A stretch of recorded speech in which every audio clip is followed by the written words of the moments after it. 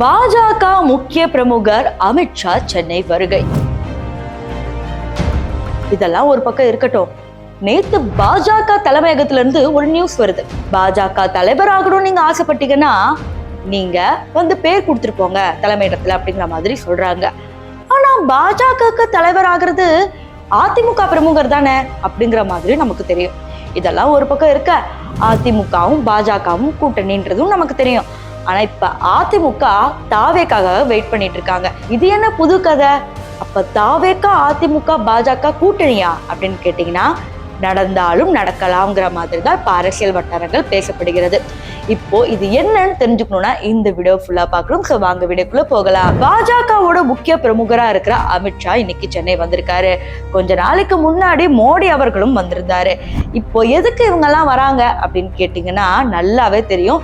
2026 எலெக்ஷனுக்கு இப்பத்துல இருந்தே சூடு பிடிக்குது. சோ இப்பத்துல இருந்தே நம்ம மக்களை கவர ஆரம்பிக்கணும் இல்லையா? சோ அப்படி இருக்கிறப்ப பாஜகவோட தமிழக தலைவரா இருக்கிறவர் யாருன்னு பாத்தீங்கன்னா அண்ணாமலை அவர்கள். அண்ணாமலை அவர்களை பொறுத்த வரைக்கும் பாத்தீங்கன்னா திமுகவை தாக்கி பேசுறதை விட அதிமுகவை பல விதத்துல தாக்கி பேசுவார். இப்ப அதிமுகவோட தலைமை இடத்துல இருக்கிறது யாரு? எடப்பாடி. சோ எடப்பாடிய பல முறை அண்ணாமலை வந்து பேசியிருக்காரு. இது எப்படி போய் முடிஞ்சிருச்சுன்னா, நான் இவங்களோட கூட்டணிக்கு வரணும்னா அண்ணாமலையே எங்களை தப்பா பேசுவாரா, நாங்க அண்ணாமலை இருக்கிற வரைக்கும் கூட்டணிக்கு வரமாட்டோம் அப்படிங்கிற மாதிரி அதிமுக இருந்தவங்க தான் சொன்னாங்க. இப்ப அந்த பேச்சு ஓவரா அடிபட்டப்பதான் என்ன ஆயிடுச்சுன்னா அண்ணாமலைய மாத்திட்டாங்க. இப்ப பாஜக தலைமையகத்துல இருந்து என்ன தெரியுமா நியூஸ் வந்திருக்கு? தமிழக பாஜக தலைவராகணும்னு நீங்க ஆசைப்பட்டீங்கன்னா பாஜக தலைமையகத்துல வந்து பேர் கொடுத்துட்டு போங்க, இதற்கு உண்டான தேர்தலும் நடக்கும் அப்படிங்கிற மாதிரியும் சொல்லியிருக்காங்க. ஆனா நமக்கு கிடைச்ச நியூஸ் என்ன? அதிமுக இருக்கிற ஒரு முக்கிய பிரமுகருக்கு தான் இந்த பாஜக தலைமை பொறுப்பு கிடைக்க போகுது அப்படிங்கிற மாதிரிலாம் நியூஸ் பரவரப்ப எதுக்கு இந்த தேர்தல் வைக்கணும்?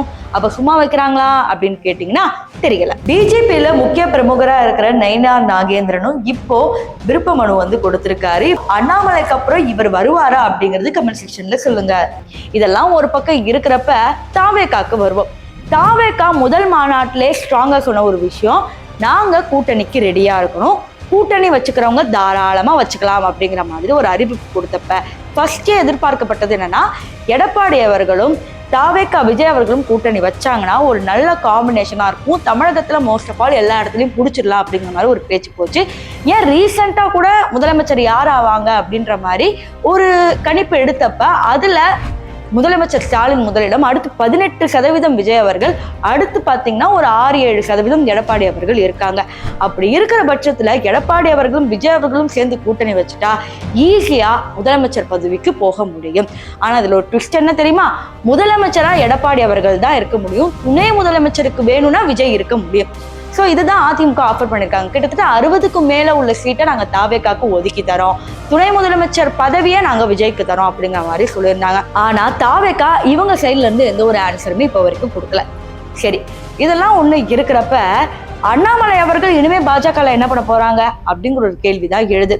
ஒரு சாதாரண தொண்டனா இருந்தா கூட நான் சந்தோஷம் தான் படுவேன்னு அண்ணாமலை சொன்னாங்க. ஆனா அரசியல் விமர்சகர்கள் என்ன தெரியுமா சொல்றாங்க? உதயநிதி டீமோட மெயின் ஃபங்க்ஷனே யாருன்னு பாத்தீங்கன்னா அண்ணாமலை. வெளியே வேணா பிஜேபி திமுகன்னு அடிச்சுக்கிட்டு இருக்கலாம், ஆனா தொண்டர்களுக்கே தெரியாத ஒரு விஷயம் என்ன தெரியுமா? பாஜகவும் திமுகவும் ஒண்ணுதான்.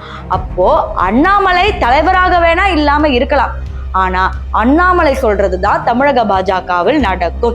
ஏன்னா என்னென்ன ஊழல் நடக்குது, என்னென்ன விஷயங்கள் பின்னாடி இருக்குன்னு எல்லாமே அண்ணாமலைக்கு மட்டும்தான் தெரியும். திமுகக்கும் அண்ணாமலைக்கும் ஒரு பெரிய பாண்டே இருக்கு அப்படிங்கிற மாதிரிலாம் சொல்றாங்க. இதெல்லாம் அரசியல் விமர்சகர்கள் ஒரு சில விஷயங்கள் வச்சிருந்தாலும் இரு நேரத்துக்கு கூட்டணியில இருக்கோமா இல்லையான்றது தாவேக்கா வெளியே வந்து சொல்லியிருக்கலாம். பட் தாவேக்கா இந்த சைட்ல இருந்து எந்த ஆன்சரையுமே வைக்கல. சரி, தேமுதிக பக்கம் இப்ப வருவோம். தேமுதிக இது வரைக்கும் அதிமுகவோட கூட்டணி வச்சிருந்தாங்க.